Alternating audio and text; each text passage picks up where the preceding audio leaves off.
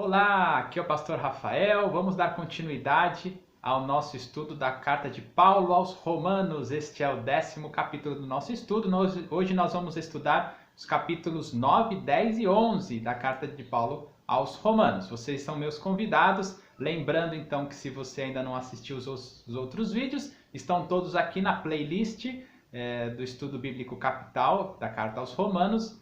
No canal do YouTube da Igreja Batista Capital, aqui de Engenheiro Coelho. É só você acessar lá, você tem acesso a todos os outros vídeos do canal. Lembrando também que na descrição do vídeo você vai encontrar um questionário para te ajudar no estudo individual das Escrituras. Lembrando que não é possível conhecer mais da Bíblia se você não investir tempo na leitura e no estudo da Palavra de Deus. Então esse questionário é um questionário para te ajudar no estudo dessa porção que vamos comentar hoje, ok? Vamos lá, como diz o meu amado pastor Ricardo Firage, aperte o cinto aí que hoje tem bastante coisa para a gente estudar. Por que eu vou estudar então 3 capítulos? Talvez você esteja perguntando.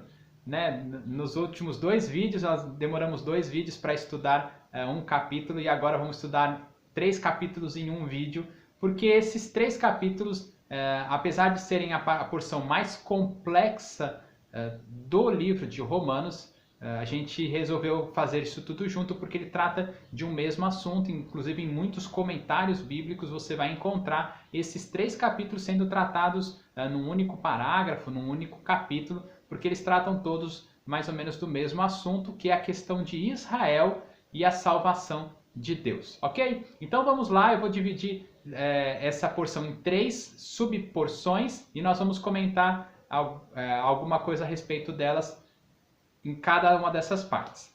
E também vamos entender o que eu tenho a ver com isso, o que eu tenho a ver com Israel e a salvação de Deus, tá bom? Ok, vamos lá?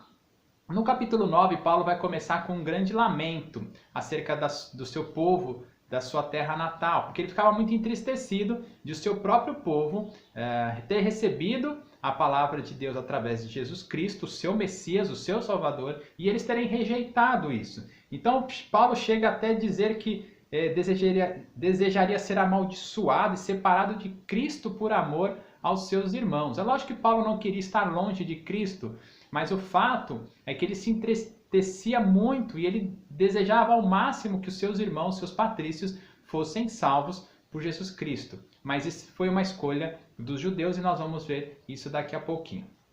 A partir do versículo 6, Paulo começa então a abordar um assunto, que é a questão da fidelidade e da soberania de Deus. Por que fidelidade?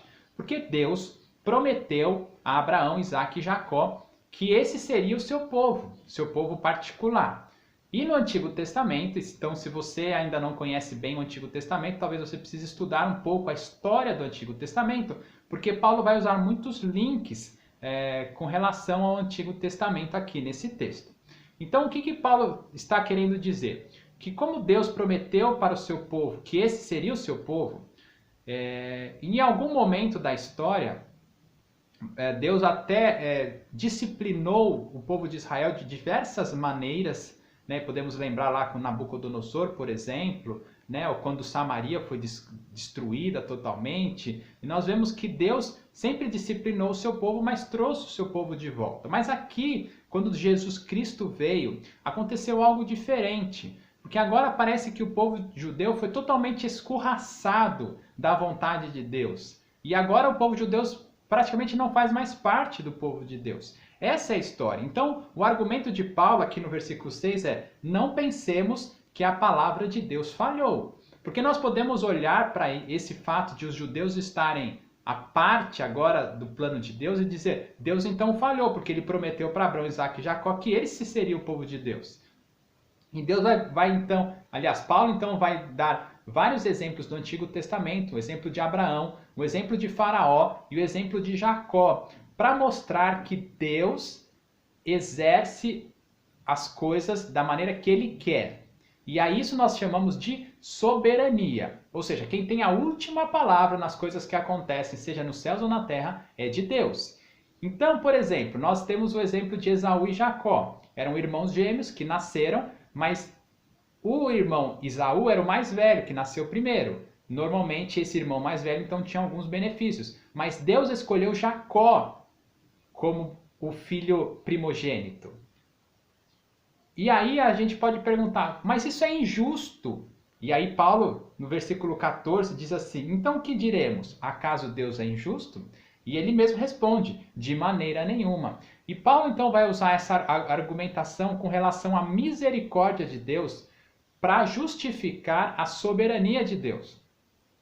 Logo no versículo 15 ele diz assim, citando Moisés, terei misericórdia de quem eu quiser ter misericórdia e terei compaixão de quem eu quiser ter compaixão. O fato é que Deus escolhe os seus desígnios, os seus caminhos, e ele não é injusto nisso, porque ele é Deus. E ele tem todo o direito de exercer as suas escolhas. Ou seja, Deus endurece o coração de algumas pessoas, Deus escolhe algumas pessoas e coloca-os em algumas posições, e nós não temos nada a ver com isso. O fato é esse. E Paulo logo em seguida vai dar o exemplo do barro e do oleiro, dizendo que Deus é o oleiro e o barro somos nós, somos a humanidade. E nós somos apenas moldados pelo oleiro. E nós não temos direito nenhum de olhar para o oleiro e dizer, o que você está fazendo comigo?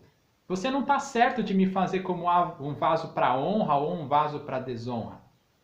E esse é o argumento de Paulo com relação à fidelidade de Deus. Ou seja, o plano de Deus não falhou. O fato dos israelitas não terem crido em Jesus não é uma falha de Deus. E aí nós entramos na segunda parte. Porque a partir do versículo 30, Paulo vai começar a falar sobre a incredulidade de Israel. Porque o fato é que a falha não foi de Deus, a falha foi dos próprios israelitas ou dos próprios judeus. Ou seja, o povo judeu está longe de Deus não por culpa de Deus, mas por culpa do próprio povo. E por que eles estão longe de Deus? Essa é uma questão muito importante de nós entendermos. Paulo já tratou isso no restante da carta aos Romanos. Se você está assistindo os outros demais vídeos, você vai lembrar disso. Lembra aquela questão da lei? O judeu ele queria ser justificado pela lei e não pela fé em Jesus Cristo. E foi isso o motivo da queda do povo judeu. O povo judeu não creu naquele enviado por Deus. O povo judeu não creu no Messias que ele mesmo aguardava. O Messias era Jesus. E é muito interessante porque Paulo usa uma palavra aqui no versículo 32. Porque não buscavam pela fé, mas como se fosse por obras. Ou seja, eles buscavam a salvação não pela fé, mas por obras. E eles tropeçaram na pedra de tropeço, como está escrito, eis que põe em Sião uma pedra de tropeço, uma rocha que faz cair, e aquele que nela confia jamais será envergonhado. E quem é essa pedra de tropeço? E se você respondeu Jesus Cristo, você acertou, porque Jesus foi uma pedra colocada lá no povo de Israel. Era uma pedra para ser confiada, para ser edificada sobre ela. Mas muitos não acreditaram e acabaram tropeçando nessa pedra. Ou seja, Jesus Cristo, que veio para salvar, foi uma pedra de tropeço para aqueles que o rejeitaram.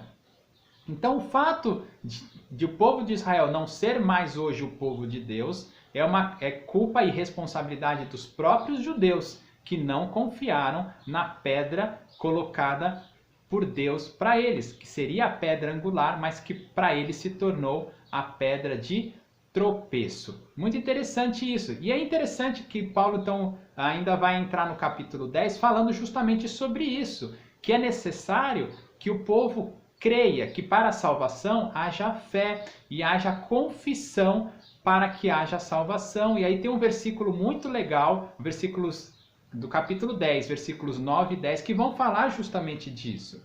Porque no versículo 9 diz assim, se você confessar com sua boca que Jesus é Senhor e crer em seu coração que Deus o ressuscitou dentre os mortos, será salvo. Versículo 10, pois com o coração se crê para a justiça e com a boca se confessa para salvação. Isso vale para quem? Para todo mundo. Vale tanto para os gentios, como eu e você, ou seja, um dia eu precisei crer em Jesus no meu coração e confessar com a minha boca que Jesus é o Senhor e que Ele ressuscitou dos mortos. Eu, inclusive, já usei esses versículos várias vezes no evangelismo, quando nós estamos pregando para alguém. porque isso é necessário para a salvação. Mas o judeu não fez isso. E Paulo então está reforçando isso, que eles precisavam o quê? Crer em Jesus Cristo como o Messias, como o Salvador. Mais um pouquinho para frente ele vai falar que todo que invocar o nome do Senhor será salvo, e aqui ele se referindo a Jesus Cristo. E quem ouvirá se não há quem pregue? E quem pregará se não há quem envie? E aí todo um caminho que é necessário para que essa salvação chegue.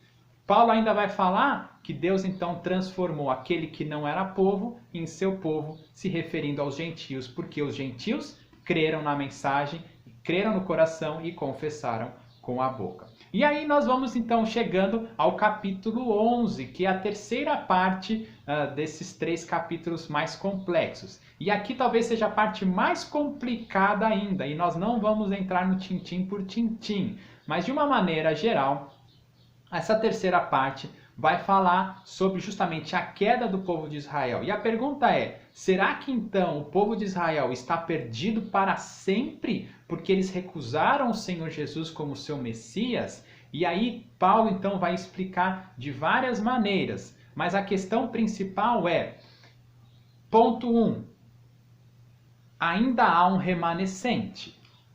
Quem é esse remanescente? Paulo aqui usa novamente um link com o Antigo Testamento, dizendo que na época de Elias, quando ele matou os profetas de Baal, Elias falava para Deus, eu sou o último, o único que restou. E Deus falou, não, existem 7.000 remanescentes.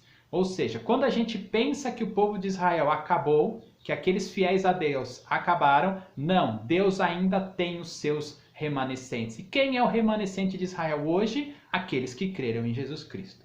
Tá bom? Então, primeira parte, nem todo o povo de Israel foi rejeitado, porque uma parte creu em Jesus Cristo. E até hoje muitos judeus creem em Jesus Cristo. Mas essa é uma menor parte do povo judeu. A maior parte realmente rejeitou o Messias. Hoje em Israel, talvez muito pouca gente já ouviu falar em Jesus, inclusive, e é necessário que nós oremos e trabalhemos para a salvação deles. E depois, Paulo vai continuar falando a respeito do ramo, dos ramos cortados e dos ramos enxertados. Aqui é uma coisa muito interessante, porque Paulo vai se referir que o povo de Deus, na verdade, ele nasce de uma raiz, porque nasce do próprio Jesus Cristo. E que havia um ramo que era natural dessa oliveira, mas esse ramo foi quebrado e foi jogado de fora. Por quê? Porque não creu. Quem é esse ramo? O povo judeu. Mas um outro ramo foi enxertado nessa oliveira, e você que conhece enxertia de planta vai entender o que eu estou dizendo. Era um ramo de uma outra oliveira que foi fincada ali no caule, no tronco dessa oliveira que vem de Deus, e foi amarrada e agora se conectou à seiva da árvore original. Quem são esses? Os gentios. Os gentios foram conectados pela fé. E os que foram quebrados foram jogados fora por falta de fé. Por isso nós podemos nos vangloriar, os gentios podem dizer, que bom que nós estamos aqui, azar deles que foram jogados fora. Paulo fala de maneira nenhuma, porque o que mantém vocês não são vocês mesmos, é o próprio Deus. E para os que foram jogados fora, que esperança há? A esperança está na fé, ou seja, se os judeus crerem, eles serão enxertados de novo. Mas há uma passagem muito legal no versículo 11, que Paulo diz assim, novamente eu pergunto, acaso tropeçaram os judeus para que ficassem caídas? De maneira nenhuma. Ao contrário, por causa da transgressão deles, veio salvação para os gentios, para provocar ciúmes em Israel. Ou seja, Deus quer, na verdade, salvar todo mundo e quer salvar os israelitas. Mas, por enquanto, eles estão à parte do plano de salvação, porque Deus também queria salvar os gentios. Talvez você pense, poxa, mas fazem 2000 anos já. Pois é, mas para Deus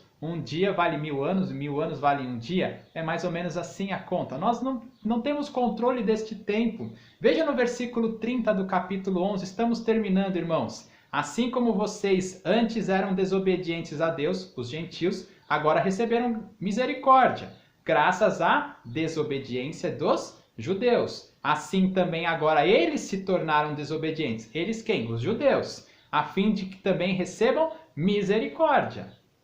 Que coisa doida, né? Deus faz umas coisas que aos olhos humanos parecem tortas, parecem não fazer sentido.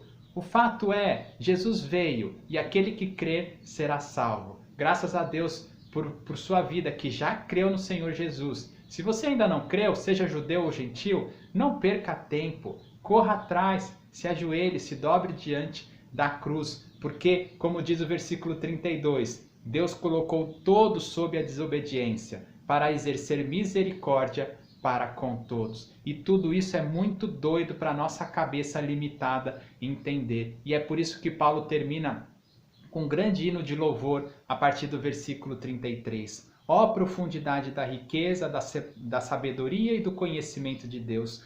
Quão insondáveis são os seus juízos e inescrutáveis os seus caminhos! Quem conheceu a mente do Senhor? Ou quem foi o seu conselheiro? Quem primeiro lhe deu para que ele o recompense? Pois dele, por ele e para ele são todas as coisas. A ele seja a glória para sempre. Amém. Até o próximo vídeo.